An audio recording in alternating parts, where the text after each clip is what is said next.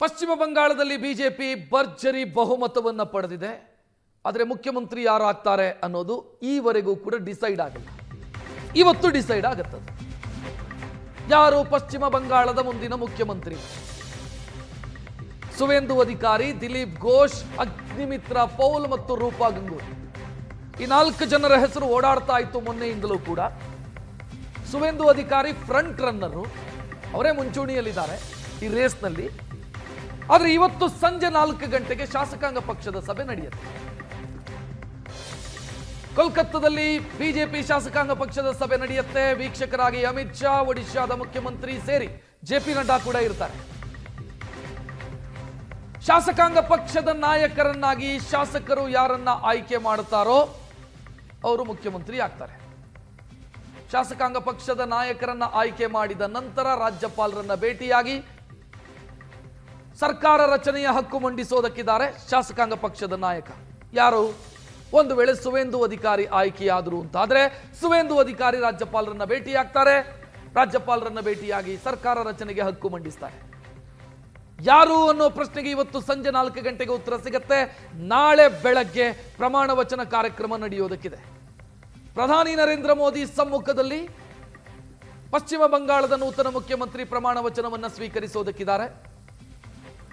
4 ಗಂಟೆಗೆ ಇವತ್ತಿನ ಮೀಟಿಂಗ್ನಲ್ಲಿ ಎಲ್ಲವೂ ಕೂಡ ಡಿಸೈಡ್ ಆಗುತ್ತೆ.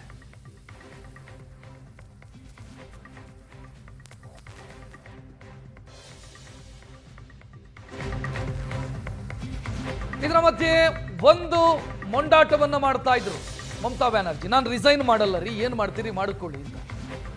ರಿಸೈನ್ ಮಾಡಲ್ಲ ಮುಖ್ಯಮಂತ್ರಿ ಹುದ್ದೆಗೆ, ಯಾಕಂತಂದ್ರೆ ಅನೈತಿಕವಾಗಿ ಬಿಜೆಪಿ ಗೆದ್ದಿದೆ. ಸೊ ನಿನ್ನೆ ರಾತ್ರಿ ಪಶ್ಚಿಮ ಬಂಗಾಳದ ರಾಜ್ಯಪಾಲರು ಪಶ್ಚಿಮ ಬಂಗಾಳದ ಸರ್ಕಾರವನ್ನ ವಿಸರ್ಜನೆ ಮಾಡಿದ್ದಾರೆ, ವಿಧಾನಸಭೆಯನ್ನು ವಿಸರ್ಜನೆ ಮಾಡಿದ್ದಾರೆ.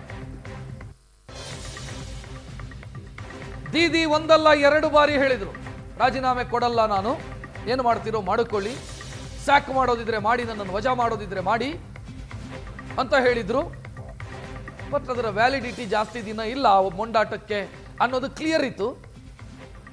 ಯಾಕಂತಂದ್ರೆ ಒಂದು ಸರ್ಕಾರದ ಅವಧಿ ಮುಕ್ತಾಯ ಆದ ಕೂಡಲೇ ನೀನು ರಾಜೀನಾಮೆ ಕೊಡ್ತೀಯೋ ಕೊಡದೇ ಇರ್ತೀಯೋ, ಸರ್ಕಾರ ವಿಸರ್ಜನೆ ಆಗುತ್ತೆ, ವಿಧಾನಸಭೆ ವಿಸರ್ಜನೆ ಆಗುತ್ತೆ ಅವಧಿ ಮುಗಿದ ಕೂಡಲೇ. ಇದು ಪಶ್ಚಿಮ ಬಂಗಾಳದ ರಾಜ್ಯಪಾಲರು RS ರವಿ ಅವರ ಆದೇಶವನ್ನ ನೀವು ನೋಡ್ತಾ ಇದ್ದೀರಿ. ಪಶ್ಚಿಮ ಬಂಗಾಳದ ಪ್ರೀವಿಯಸ್ ವಿಧಾನಸಭೆ ಅಂದ್ರೆ ಕಳೆದ ವಿಧಾನಸಭೆ ಏನಿದೆ ಅದನ್ನ ವಿಸರ್ಜನೆ ಮಾಡಲಾಗಿದೆ ಅನ್ನುವಂಥ ಆದೇಶ. ಅಲ್ಲಿಗೆ ಮಮತಾ ಬ್ಯಾನರ್ಜಿ ಮಾಜಿಯಾಗಿದ್ದಾರೆ. ಅವರು ಶಾಸಕಿಯಾಗಿಯೂ ಕೂಡ ಆಯ್ಕೆಯಾಗದೇ ಇರೋದ್ರಿಂದ ಅವರು ಸದ್ಯ ಲಾ ಮೇಕರ್ ಅಲ್ಲ, ಜನಪ್ರತಿನಿಧಿ ಅಲ್ಲ.